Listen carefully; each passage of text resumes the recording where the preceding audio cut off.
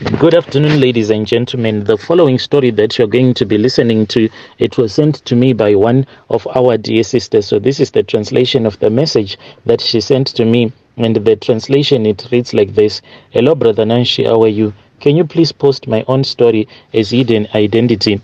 I have come here on your platform because I have my own story that I want to share with you. So I grew up in a poor family, and when I grew up in the village, when I was in Form 3, there was this other old man in our village who was a gold miner. He was like the only one who was wealthy in our family, and he had a lot of wives because he had the habit of marrying these underaged girls. So he approached me one day and he told me that he wanted me to become his wife, and I refused because at that time I think that he had about 6 wives or more, and I said no way I was going to become his 7th wife. So I refused. This man, he then went and he spoke with my dad, and my father unfortunately agreed. And then when I refused, my father said that I was just a waste of time and he was not going to send me to school, because my father always said that there is nothing that you will benefit as a man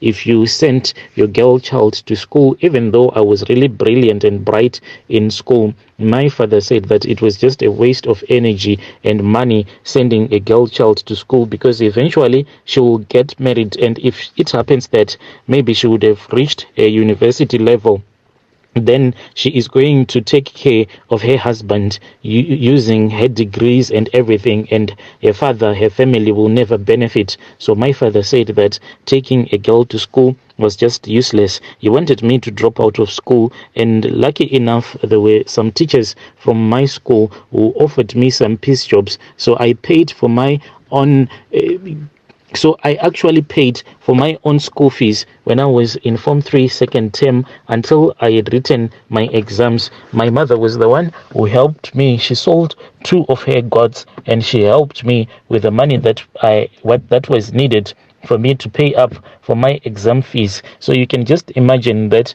as a young girl who was doing all of this extra work, going to piece jobs, and then at home they expected me to perform my duties, to do all of my household chores. So honestly, even though I was really bright in school, but I did not have the time to study, hence I ended up failing my exams. I only came out with 4 subjects. So after I had failed, my father said that, you see, this is what I was telling you about. I want to thank God I never sold any of my cows when you came to me telling me to sell one amongst my cattle so that I can help you to pay up for your exam fees, because right now I will be crying and I would know that I would have sold my cattle all for nothing. My father then told me that I was no longer supposed to stay in the village. I had to work. He told me that I was supposed to give him back the money that he had spent on me when I was still growing up. So he then sent me to my auntie who was staying in Epworth. She still stays there. So when I started staying with my auntie, she is really a good woman. So I started to work for this other woman as her maid, but each and every night around 5 p.m., then I would return back and I will be staying at my auntie's house. My auntie, she has 3 of her daughters. So her daughters, even though they pretend as if they are good Christians, but when everyone has fallen asleep, the bathroom window does not have like a burglar bar. So what they do is that we would open up that small window, then we will sneak out of that bathroom. This is what they taught me. So we would go out and I would accompany them to some places where they were prostituting themselves. And the next morning, when I would ask them to give me some money because I wanted to continue with my education, but unfortunately they told me that since I was refusing to sleep with these men, that they will be looking for me, then they were not going to help me. And when I saw that I was unable to get some money and it was not in my blood to prostitute myself, one day I woke up and then I lied to the woman that I was working for. I told her that I needed to go to town to buy some essential items for myself. I just wanted to go and confirm at this other college called Rangels. So I went to that college, and then they gave me a brochure. And when I was returning back home, that was when I went past through this other shop. It is like a boutique that sells your original as well as your fake clothes. I went in there. I was looking for a job.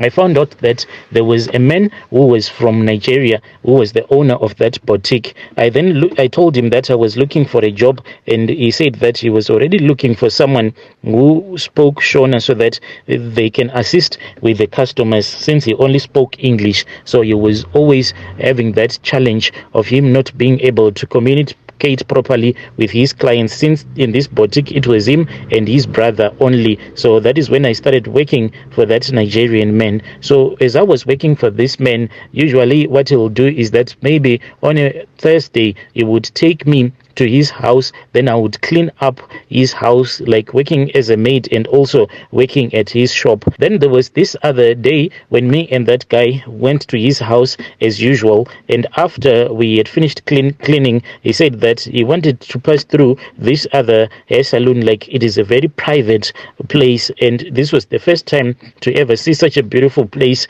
in our own country, where a lot of rich people, they cut their own hair. So whilst we were there, my brother, that was when I met this other guy who is from Ghana, whom I had been dating until this guy started to use me for his rituals, and I have since broken up with him, and I have since given my life to Jesus Christ. When he saw me at that saloon, when my boss was busy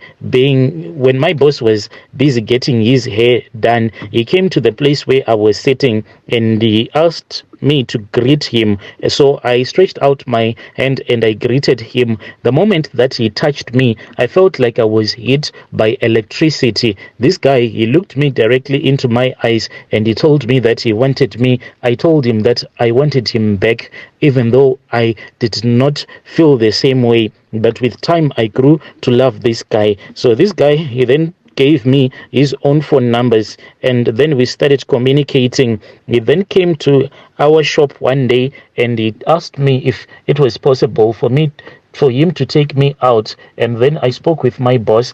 My boss then gave me the go ahead, and I went with this guy and we had our nice lunch. Later in the evening, he told me that he did not want me to return back to my auntie's house because he just wanted to spend some time with him. So we then went to his place. That house, it was really beautiful. When we arrived at his house, I was impressed, and I already saw myself as the lady of that house, being married to this man. And when we were about to make love, that was when I looked at him and I said that this is not the way that I pictured it to be. He said, "What do you mean?" And I told him that I was still a virgin. I was hoping that maybe I was going to lose my virginity to the man who was going to marry me. And when I told him that I was still a virgin, he said, like serious.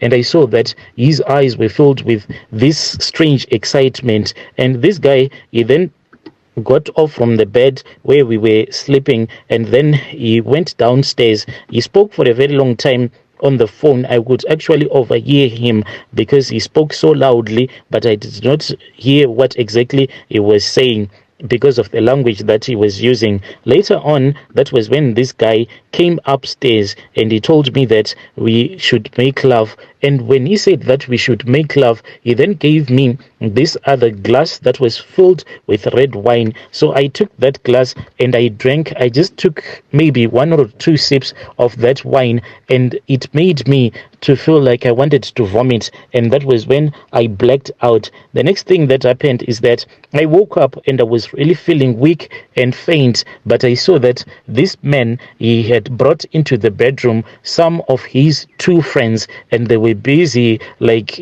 doing their rituals. And then this boyfriend of mine, when I was struggling to wake up, he came to where I was and he covered my face with a red cloth until I felt like I was suffocating. But I want to thank God because this man, when he thought that I had lost my consciousness again, but the Holy Spirit kept me alive because I saw everything that they were doing to me. This man, the other guy, he was holding a knife. He came to where I was, and then He placed his knife on my breast and he played with my nipples using that knife that he was holding. Then my boyfriend came and lifted me up. Then he started to walk with me and we went downstairs. We went to this other room and then they made me to lie down on the cold floor. Then when I had been laid down, then they stripped me naked, and that other guy, he was actually using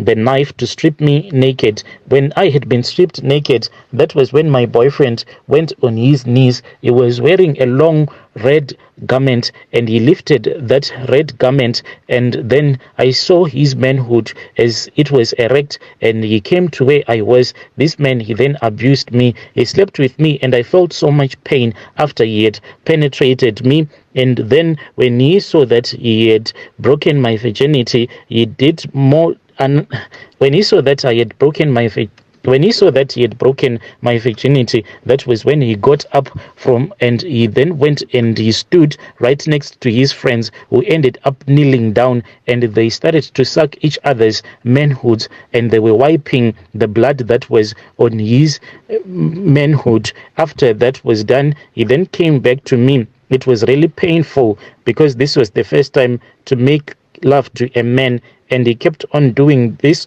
over and over again. Even the time when he ejaculated, still he went to where his friends were kneeling and they kept on performing those rituals. And after they had done all of these things, that was when I blacked out. I don't know what more rituals they performed on me. The next morning, I then asked him about the things that had happened the previous night, and he claimed as if he had drank a lot of alcohol and he did not even remember anything. He was also saying, I don't remember anything. The last thing that happened was that I was on top of you and it was really nice. Please let us make love again. Because of the love of money, I kept on dating this guy until I started to notice that sometimes when I would be on my periods, there was some white stuff that would come out mixed with my blood. When I saw all of these things that were coming out, I went to the hospital and I was told that I had syphilis,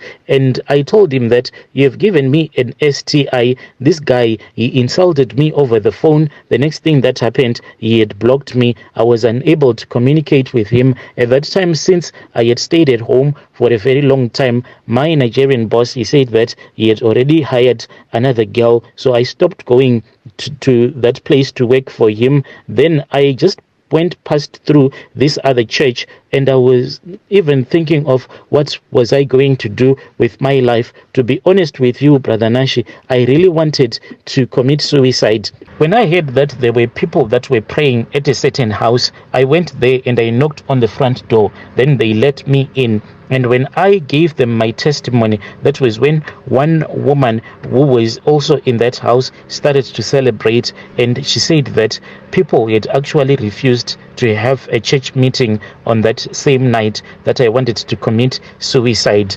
And they were really happy, and I gave my life to Jesus Christ on that same day that I wanted to commit suicide. This is my own story, Brother Nashi. Dear listeners, right there was a message that was sent to me by our dear sister right there. Strange things do happen in this world. Just imagine your own boyfriend coming and doing whatever that he does to you. Then he goes back to his boys, and then they kneel down. Then they start to eat each other's manhood when you are feeling weak and feeling faint after they would have dragged you. Strange things do happen in this world.